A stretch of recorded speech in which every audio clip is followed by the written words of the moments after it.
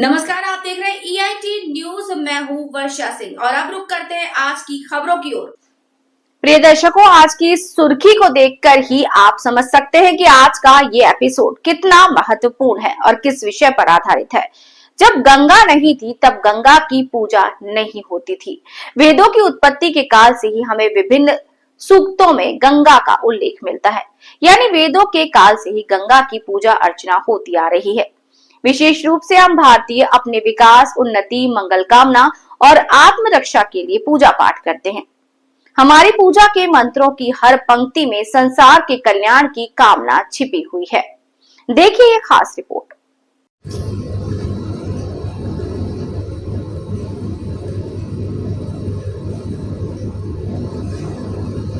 इतने पूजा पाठ और धार्मिक आयोजनों के बाद भी हम दुर्घटनाओं से होने वाली मौतों और प्राकृतिक आपदाओं को रोक नहीं पाए।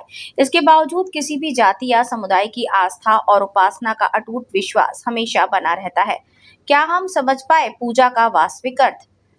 मैं यहाँ उपासना या भक्ति के किसी भी पहलू को छोटा नहीं दिखा रहा हूँ। मैं तो बस ये देखना चाहता हूँ कि शास्त्रों में वर्णित इन पूजा अनुष्ठानों को क्या हम सही मायने में निभा पाए हैं या उनके वास्तविक अर्थ को समझ पाए हैं। अगर हम इसे समझ पाते तो आज का ये दिन, जिस दिन हम ये विशेष एपिसोड तैयार कर रहे हैं, गंगा बैसिन मैदानी इलाकों में रहने वाले लोगों के लिए बेहद खास है। आज दशहरा, गंगा दशहरा की तिथि है। इस पवित्र दिन पर मां गंगा की पूजा इसीलिए की जाती है ताकि नदी प्रदूषित ना हो। लेकिन अफसोस, आज इंसानी गतिविधियों के कारण गंगा इस कदर प्रदूषित हो चुकी है कि उसका अस्तित्व भी खतरे में पड़ गया है। वैज्ञानिक दृष्टिकोण और ऐतिहासिक महत्व। भूवैज्ञानिकों के अनुसार यदि हिमालय का निर्माण लगभग 4 से 5 करोड़ वर्ष पहले हुआ था, तो गंगा का जन्म उसके बहुत बाद हुआ। वैज्ञानिकों का मानना है कि हिमालय पर्वत श्रृंखला बनने के करीब 2.5 से यानी 2.5 से 3 करोड़ वर्ष बाद गंगा नदी के आदि रूप की शुरुआत हुई। अगर तर्क के लिए मान भी लिया जाए कि गंगा का जन्म 1.5 से 2 करोड़ वर्ष पहले हुआ, तो यकीनन भारत के लोग उसकी समय से गंगा की पूजा करते आ रहे हैं, यानी उसी समय से गंगा पूजनीय है। आज जगह जगह गंगा माँ की मूर्तियां बनाकर उन्हें मात्र रूप में पूजा जा रहा है। लेकिन क्या केवल ये पूजा ही काफी है? नीतियां, प्रदूषण और भविष्य की चुनौती।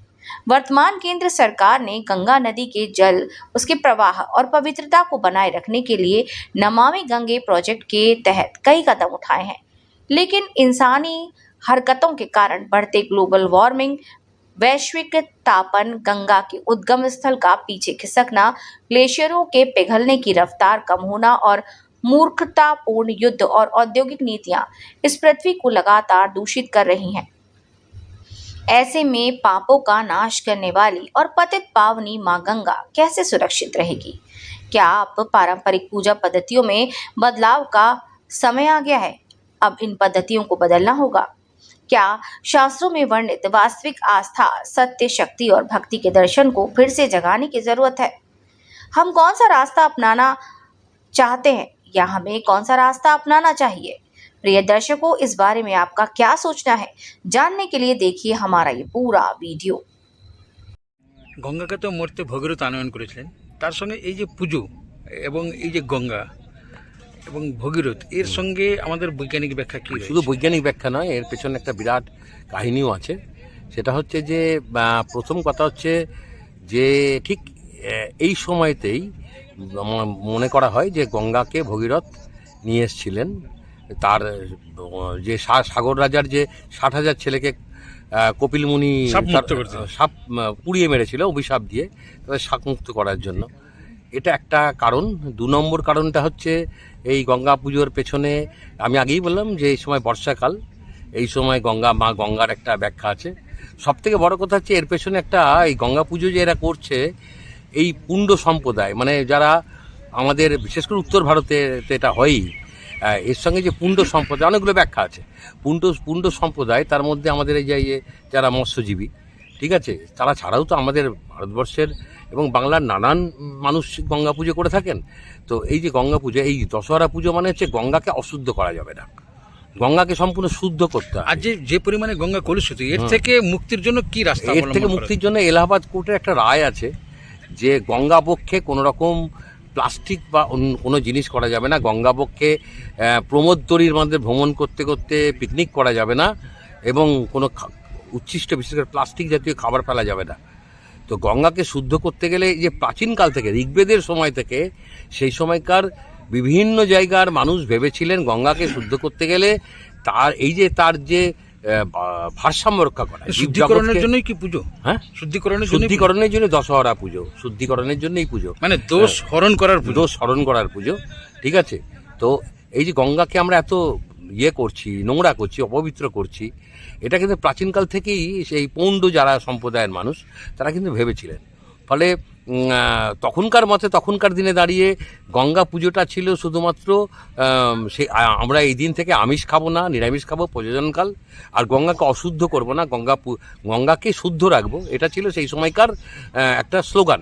কিন্তু আজকের দিনে দাঁড়িয়ে আজকে গঙ্গার যা পরিস্থিতি, এবং অদ্ভুত ব্যাপার, একটা মজার বিষয় আছে, এটা বলার আগে বলে নিয়ে ভালো হবে না। গঙ্গা কোনো জায়গায় অর্ধচন্দ্রাকৃতি ধারণ করেছে বানরসির কাছে। ঠিক আছে, এই অর্ধচন্দ্রাকৃতিটা এমন, সেটা অনেক সময় শিবের জটায় যে অর্ধচন্দ্রাকৃতি সেটাকে প্রমাণ করে। মানে আমাদের যে শিবের মাথা থেকে অর্ধচন্দ্রাকৃতি, ওখান থেকে গঙ্গার উৎপত্তি, ফলে এটা যেমন একটা ঠিক, আবার গঙ্গার যে কোঁকড়ানো চুল, তাতে গঙ্গার যে বৈচিত্র্য বাঁক, সেটাকে প্রমাণ করে। ফলে গঙ্গাকে নিয়ে আমাদের পৌরাণিক কাহিনী থেকে বিজ্ঞান সমস্ত জায়গাতেই একটা ব্যাখ্যা আছে। ফলে গঙ্গাকে যদি শুদ্ধ রাখতে হয় তাহলে আজকের দিনে হাজার হাজার ভগীরথের প্রয়োজন। তার কারণ হচ্ছে আমরা কিন্তু অত্যাধিক টর্চার করছি গঙ্গার ওপরে, আমরা গঙ্গাকে নোংরা করছি, আমরা গঙ্গার বক্ষে প্লাস্টিক ফেলছি, গঙ্গার বক্ষে কারখানার সমস্ত বজ্র পদার্থ ফেলছি। ফলে এই যে আমার গায়ে দেখছেন নমনী গঙ্গের যে গেঞ্জিটা আছে, কেন্দ্রীয় সরকার যে প্রকল্পটা নিয়েছে, বা এই যে কেন্দ্রীয় সরকার যে চাইছে যে গঙ্গা শুদ্ধিকরণ, তাতে শুধুমাত্র কেন্দ্রীয় সরকার চাইলে হবে না, মানে আজকের দিনে দাঁড়িয়ে গঙ্গার পুনর্জীবনের জন্য, গঙ্গা তো আমাদের মা, হ্যাঁ, এবং গঙ্গা পুনর্জীবনের জন্য আজকে হাজার হাজার কোটি কোটি ভগীরথের প্রয়োজন। সকলে মিলে যদি আজকে শপথ নেন এই গঙ্গা পুজোর দিনে যে গঙ্গাকে আমরা শুদ্ধ করব, নিজের পক্ষে কিছু না হলেও অন্তত গঙ্গার বুকে প্লাস্টিক ফেলবো না, বজ্র পদার্থ ফেলবো না, গঙ্গাকে তা নিজের মতো বইতে দেবো, তাহলে আমার মনে হয় আজকের দিনে দাঁড়িয়ে গঙ্গা পুজোও সার্থক হবে, আর আমাদের যে নমনী গঙ্গের স্লোগান সেটাও সার্থক হবে। এই যে ডবল ইঞ্জিনের সরকার হয়েছে, আগে যে বিভিন্ন রকমের বাধা ছিল, বর্তমান সরকারের কাছে সেই বাধা অনেকটাই দূরীভূত হয়েছে। আপনি এই ক্ষেত্রে বর্তমান সরকার, পশ্চিমবঙ্গ সরকার এবং কেন্দ্রীয় সরকার, বিহারেও আমরা দেখতে পাচ্ছি যে সেটা কেন্দ্রীয় সরকারের মতে লোক, উত্তরপ্রদেশেও মানে সেন্ট্রাল গভর্নমেন্টের প্রতিনিধিরাই রয়েছে, মানে ডবল ইঞ্জিনের সরকার সব জায়গাতে রয়েছে। তো এই ক্ষেত্রে গোমুখ থেকে গঙ্গোত্রী পর্যন্ত যে এখন একই সরকার আর কি, একই মতের পথে, তো এই ক্ষেত্রে এই সরকারের কাছে আপনি কিভাবে আবেদন জানাবেন? আমি সরকারের কাছে আবেদন জানাবো যে দেখুন, এর আগে আমাদের এই পশ্চিমবঙ্গে কোনোদিনই একটা সময় যখন বিধানচন্দ্র রায় পর্যন্ত, সিদ্ধার্থ শঙ্কর রায় পর্যন্ত ছিল, তখন কেন্দ্রে এবং রাজ্যে একই সরকার ছিল। প্রায় 40 বছর 45 বছর পর, 50 বছর পর হিসাবে 50 বছর পর আবার রাজ্যে একই এবং কেন্দ্রে একই সরকার এসেছে। ফলে আমাদের পক্ষে যেটা সুবিধা, যে কেন্দ্রীয় সরকারের যে গঙ্গাকে দূষণমুক্ত করার প্রকল্পগুলি আছে, এবং জল জীবন মিশন রয়েছে, এবং জলকে যে পরিচ্ছন্ন রাখার এবং জলের যে সচেতন ব্যবহার করার যে পরিকল্পনাগুলো আছে, এই পরিকল্পনাগুলো বিগত সরকারের ক্ষেত্রে অনেক ক্ষেত্রেই কি বলবো, ঠিকভাবে এমপ্লয়মেন্ট শুধু হয়নি তা নয়, বহু ক্ষেত্রে দুর্নীতিরও পরিচয় পাওয়া যায়, যে দুর্নীতি হয়েছে। সে পেপারেই দেখছিলাম জল জীবন মিশন নিয়েও একটা দুর্নীতির গন্ধ পাওয়া যাচ্ছে। তো ফলে আমরা চাইবো যে যখন আমাদের ডবল ইঞ্জিন সরকার হচ্ছে কেন্দ্র এবং রাজ্যে, তখন যেন অবশ্যই যে কেন্দ্রীয় সরকারের প্রকল্পগুলো আছে গঙ্গাকে পরিচ্ছন্ন রাখার জন্য এবং গঙ্গাকে শুদ্ধ করার জন্য, এবং গঙ্গাকে জীবজগতের যে প্রাণী জগতের যে বৈচিত্র্য আছে, সেই বৈচিত্র্য ভারসাম্যটা রক্ষা করার জন্য আমি খুব আশাবাদী যে ডবল ইঞ্জিন সরকারি দায়িত্ব পালন করবে পশ্চিমবঙ্গে।